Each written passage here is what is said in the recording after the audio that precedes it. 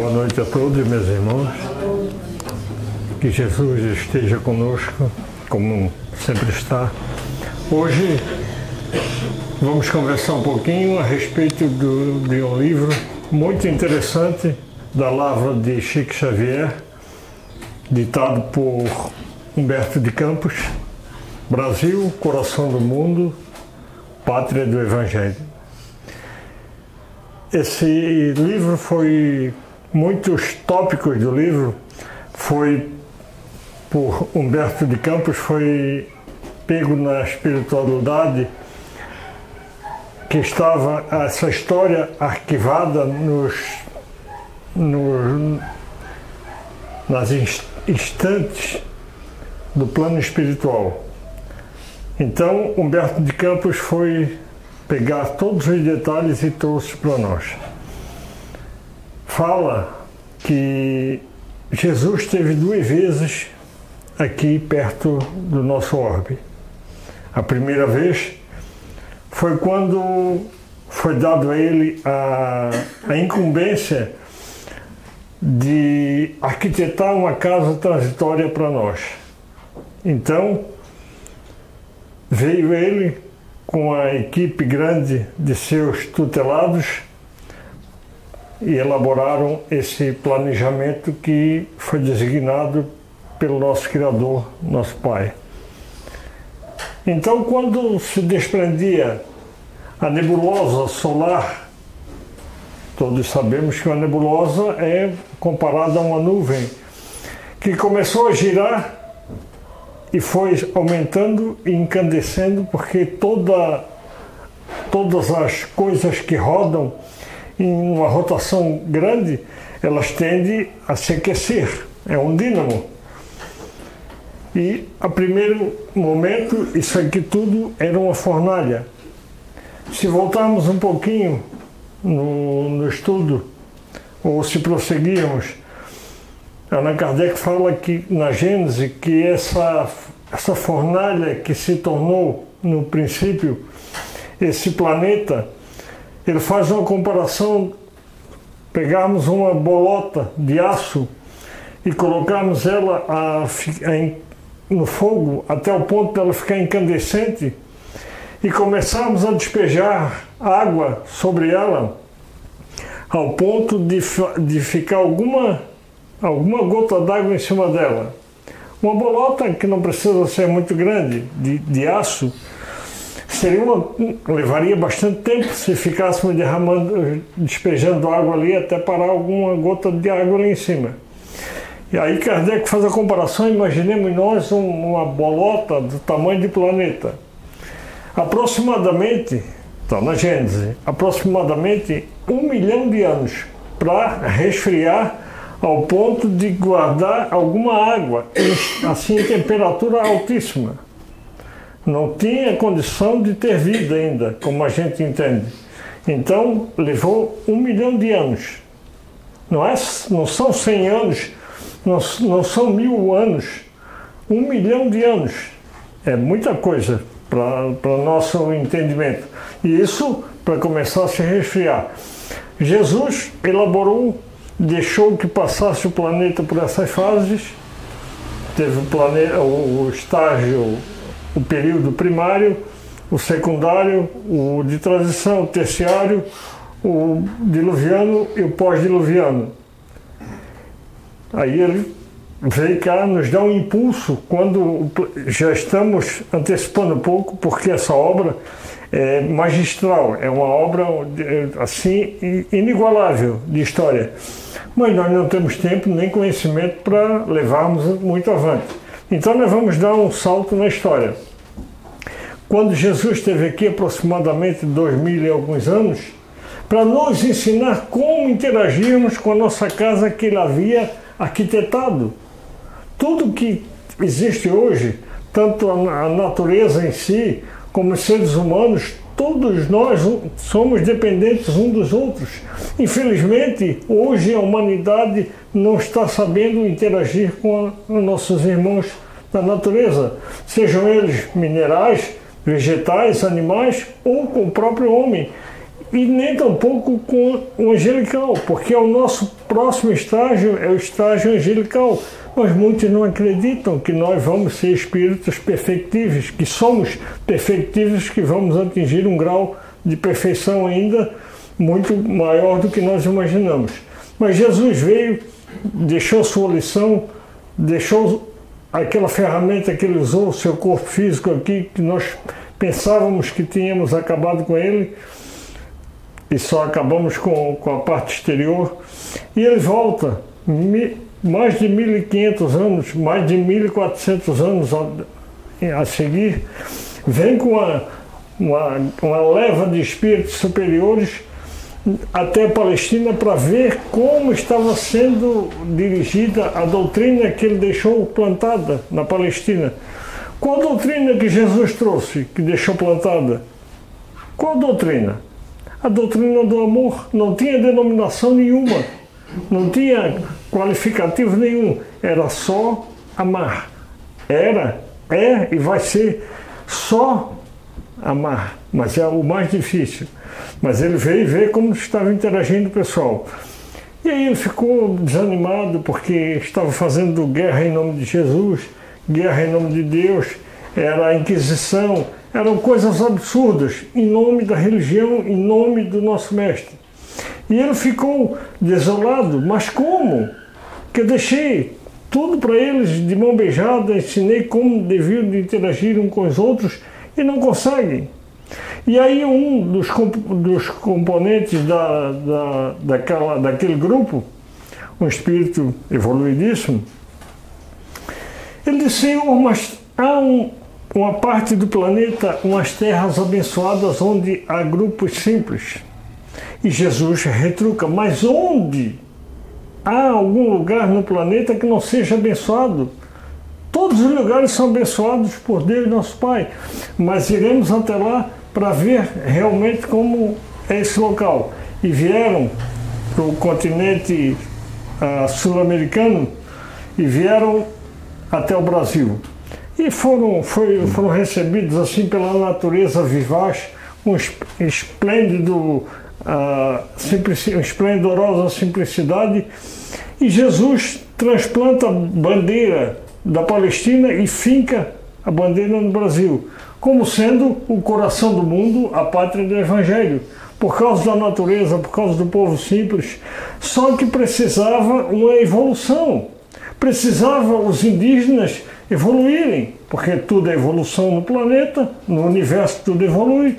E Jesus conclama um dos seus mensageiros que estavam no grupo, chamado Ismael, e dá a incumbência a ele de ser o mentor espiritual do país, do nosso Brasil. Antecipando um pouco essa síntese, Portugal descobriram o nosso país através de caravelas pelo nosso irmão Cabral, Pedro Álvares Cabral, que tinha sonhos assim, sonhos oníricos, sonhos mediúnicos, que havia essa terra que era uma terra promissora, e aportaram aqui no Brasil. Mas como tinha muita riqueza, tinha ouro, tinha madeira, tinha coisas exuberantes, eles, gananciosos, como todos nós somos gananciosos, começaram a levar a riqueza do Brasil para Portugal. Só que, então, aqueles deserdados de Portugal, aqueles que eram pessoas mal vistas na cidade, naquele país, eram trazidas para o Brasil e deserdadas aqui. E veio 2 portugueses no navio para serem deixados abandonados nas praias brasileiras, na praia de Boa Viagem. E quando a embarcação saiu, notem bem, na época não existia motor, barco à vela, o vento empurrava da praia para outros mares. A embarcação foi rápida. Um daqueles 2 ficou apavorado por se ver num lugar desconhecido. Pegou uma piroga, uma jangada dos indígenas e saiu remando atrás do barco para tentar alcançá-lo, e não conseguiu porque suas forças físicas, mesmo que fosse uma pessoa hercúlea, não conseguiria. Mas quando ele não tinha mais forças, ele olhou para o céu e pediu a Jesus para se encarregar dele, aquele espírito que estava abandonado, que não sabia mais o que fazer, não tinha condição de voltar para a praia, não tinha condição de seguir o barco. E aí, o primeiro feito de Ismael, mentor do Brasil, foi por um ato assim inexplicável para a época. Aquela jangada venceu correnteza, venceu o vento e foi aportar na praia. Primeiro feito de Ismael. Mas aí, dando mais um salto, começaram o pessoal, os portugueses, a cobrarem pelas riquezas que nós tínhamos, tirando de nós, fazendo-nos pagar impostos na aduana. E se juntaram um grupo para tentar fazer com que o Brasil se libertasse. Queriam a libertação do Brasil. Um deles, todos conhecem na história, ficou famoso, um espírito evoluído, Joaquim José da Silva Xavier, o nosso irmão Tiradentes, que foi um dos cabeças daquele grupo. Mas um deles, chamado Silvério dos Reis, que era português, entregou todo aquele conluio para a rainha, a Maria. Maria, que era considerada uma fanática, entregou e ela pegou o grupo e tirou cada membro para um lugar diferente, exilados. Ficaram 3 anos incomunicáveis, antes da sentença. Vejam bem, antes da sentença. No dia da sentença, ela reuniu todos e todos foram expulsos. Cada um, eles ficaram incomunicáveis no mesmo país, mas em lugares diferentes. Agora eles iam ser mandados para regiões diferentes e distantes para sucumbirem desolados e abandonados. Mas Joaquim José da Silva Xavier, o Tiradentes, esse teve um desencarne diferente. Esse iria morrer na forca e após a morte na forca ia ser esquartejado seu corpo para servir de exemplo para ninguém mais entregar Portugal, o Brasil, libertar o Brasil. Mas por que Tiradentes houve essa morte, esse assassinato diferente dos outros? Quando ele chega no plano espiritual, ele é parabenizado pela ação dele, heróica, e ele resgatou um planejamento que ele cometera antes, em outra encarnação, que ele foi um dos líderes da Inquisição. Fez muita maldade, e ali ele resgatou, naquele enforcamento, naquele esquartejamento, naquele ato que ele fez quando ainda no corpo de querer libertar a pátria. Muito interessante. Mais adiante, isso foi no dia 7 de setembro de 1922. Mais adiante vem Dom João VI e assume o Brasil. Só que Dom João VI, todos sabem, estamos resumindo o máximo desse livro.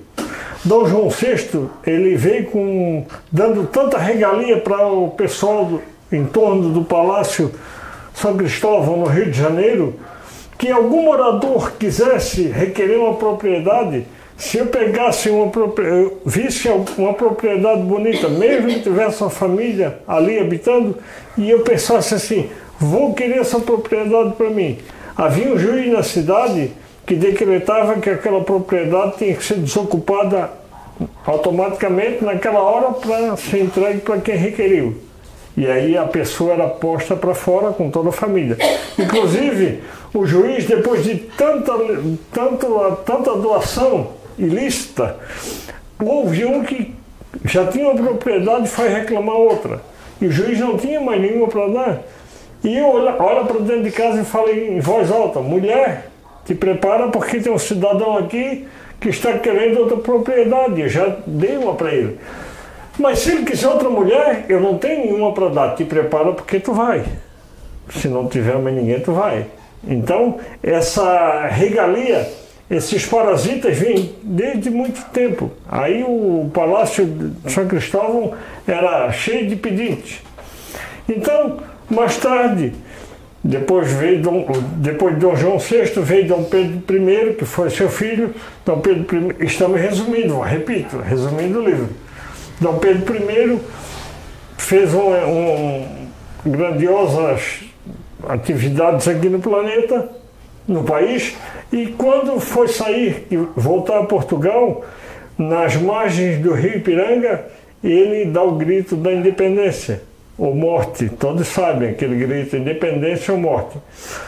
Mas quem era médio vidente pôde ver que Dom Pedro I não estava sozinho ali.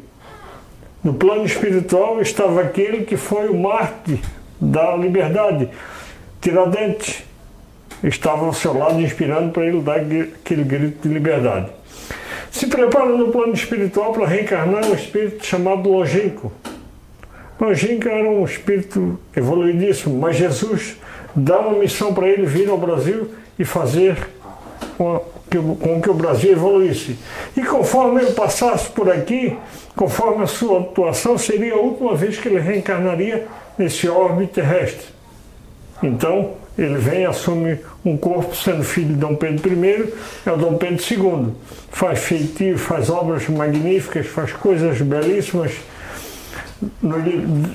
usa a nossa liberdade para nos ensejar o progresso.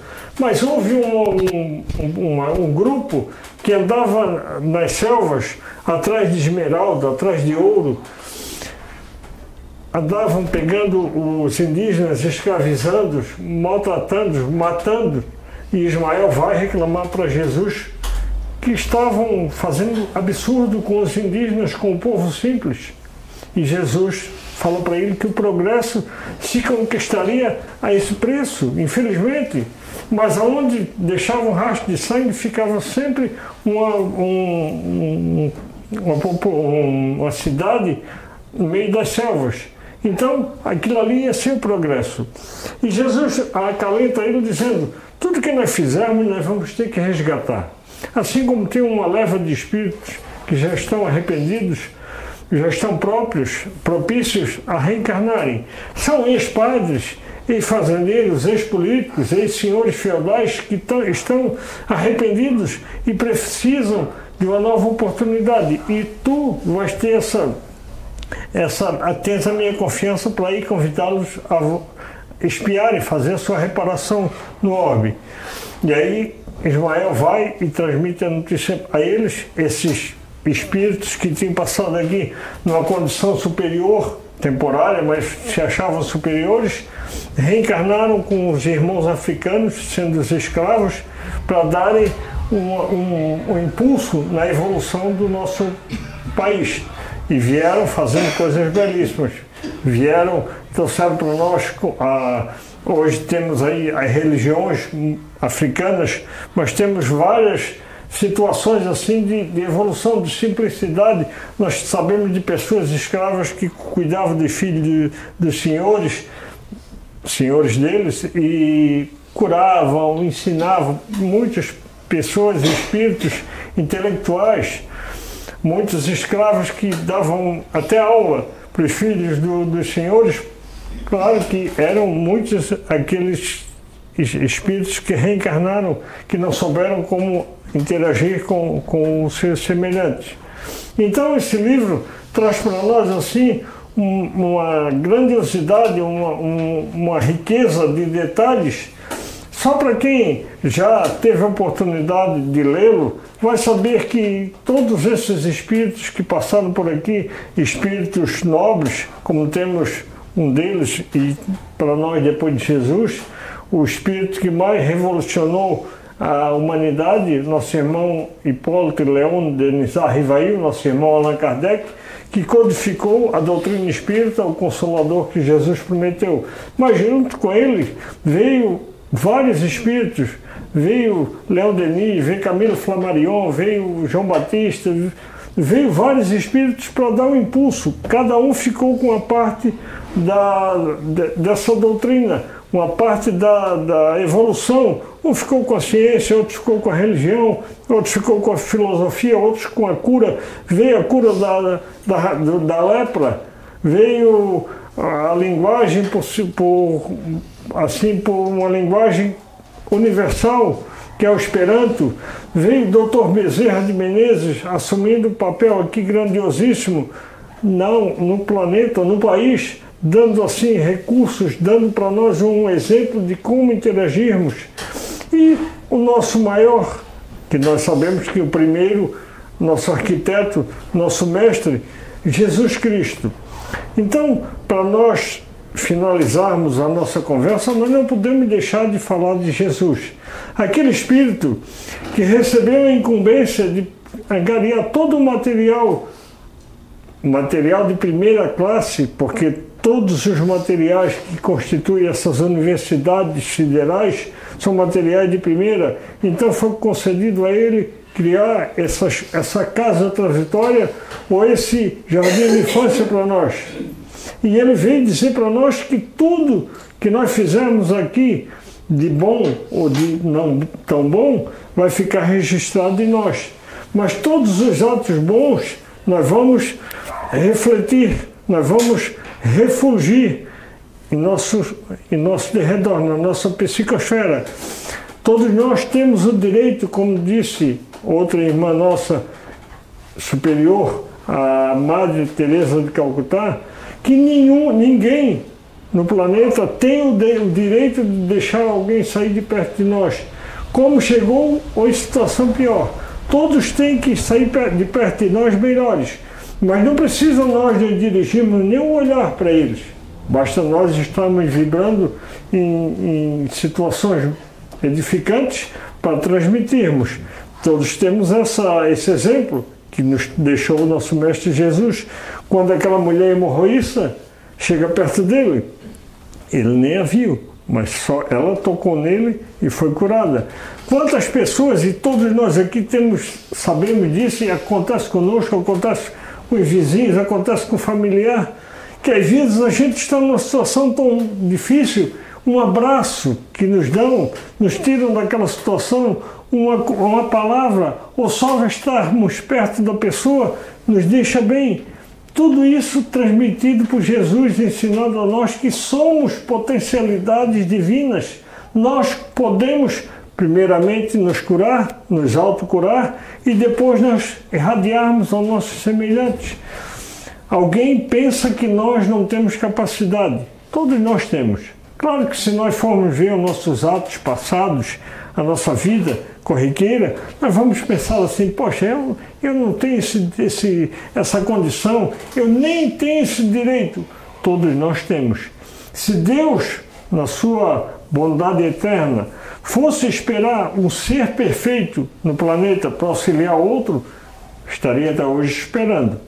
Ele usa o homem, a criatura, para ajudar a criatura, seja homem ou mulher, usa a criatura para ajudar a criatura. Então, nós que estamos hoje lendo como essa obra edificante, obra grandiosíssima da doutrina espírita, nós lendo, às vezes a gente fica assim temeroso, mas como que aquele pessoal fazia aquilo?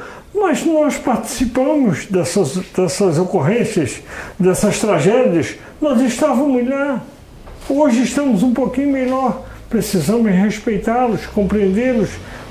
Tudo é evolução, nada se perde na obra do Pai e nenhuma ovelha ficará desgarrada. Nossos irmãos que estão fazendo esses absurdos na política são doentes espirituais, são aqueles que Jesus pede para levarmos remédio a eles. Qual é o remédio que nós vamos levar para quem está na linha de frente de uma nação, do exército, de uma instituição? A oração.